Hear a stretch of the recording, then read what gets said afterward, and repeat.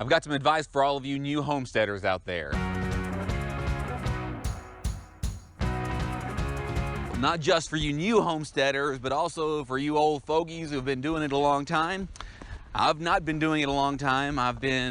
Oh boy, we've been here just over 4 years, and we started to do some stuff before we got here. We lived in an apartment for a while, did nothing homesteading at all, except cooking our own food there. And then we had a garden in the next place that we lived, and then we had a garden in California. Then from California, we moved here, and we've got a garden and all the other things that you see around here, our property line hedgerow food forest, our high tunnel, our pond, our pigs over there, cattle and ducks and chickens and geese and all sorts of other things, rabbits. We're doing our own compost, but we're doing all sorts of things now. And I've learned a few lessons about these things. But in order to tell you these lessons that we've learned, let me show you a couple of things. First off, here is our propagation box. And back there behind that are seeds that I started before our big snowpocalypse, before the polar vortex, before all these things went on. I moved these because even in the high tunnel, it was going to get down below the temperatures that we wanted it to be. And I moved these over into my neighbor and friend Chad's house. He lives in a tiny house on our property, and he's got a loft in his house. I did a video showing you about us moving these things. When I did that, some of the plants took a little bit of damage. I don't know how well you can see over here, but these mulberries took a little bit of a beating.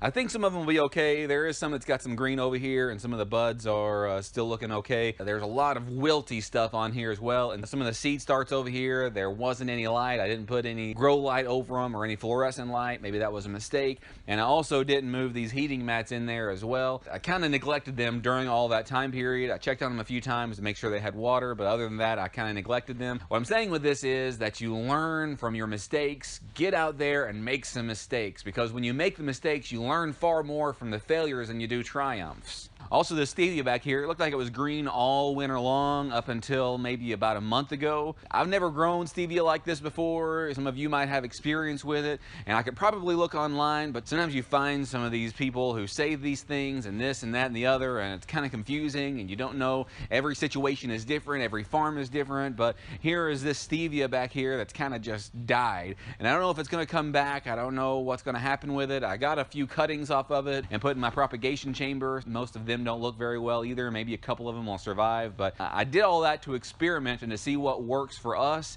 And in this location, I can tell my kids, if they stay here, that this is what works for us, and we can experiment and learn these things and do that by trial and error. There are so many different things out there.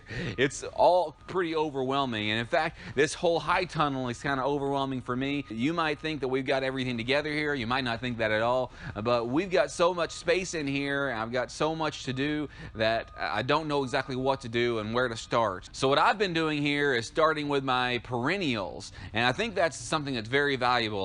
All of these annuals are really great. I like the cabbages, I like the Swiss chard, I like the broccoli, I like tomatoes, I like pumpkins and all this stuff, but you plant those once and you have to plant them again the next year and the next year, and sometimes even succession plantings multiple times every year. I haven't been focusing on those things. I've been focusing here on my perennials because I get those in the ground and they're going to keep on giving and giving and giving, and I won't have to keep on planting those, and then I can work on these annuals later. For you new homesteaders out there, and for those of you who've been doing it for a while, you probably already know this, and some of you new homesteaders know this as well.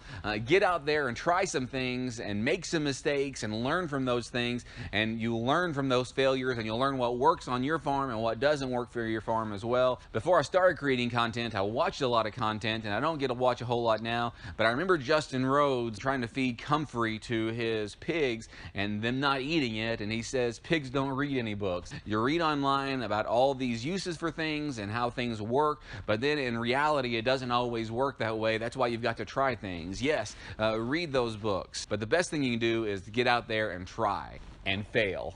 I shared with you earlier in the week several of our mistakes with the rabbits, and this hutch over here, that's another mistake, and I know I've focused on those, but the winter time is one of those times that you think about all the things that you're going to do and the things that you've done. You review a little bit, you plan for the future, because when you're planning for the future, you also review the past and think about the things that didn't go right, didn't go the way that you wanted them to. And one of the problems that we have here is with our systems, especially our systems for starting plants for the high tunnel, because I've got so much growing space. I'm gonna put some more perennials in there. I've got some avocado trees I'm gonna have to keep really low, and that's one reason that I borrowed from the library this book. Saw another homesteader that mentioned this the other day. It's Grow a Little Fruit Tree, and I went to the library today and they had this one at the library. So that's another resource that you can use as far as learning. These are very helpful, but then you got to adapt them to your own circumstances. And although I appreciate very much all of you watching our video content, what we do might not work for you, and that's okay. You've got to experiment and try yourself. So if nothing else, I hope that we can inspire you to get out there and try to do some things, work on your systems, build these things up, work on growing your own food and helping your family in that way. Now again, you've got to consider also your goals. Our goals aren't really a whole lot of money making on the farm. We want to make some money.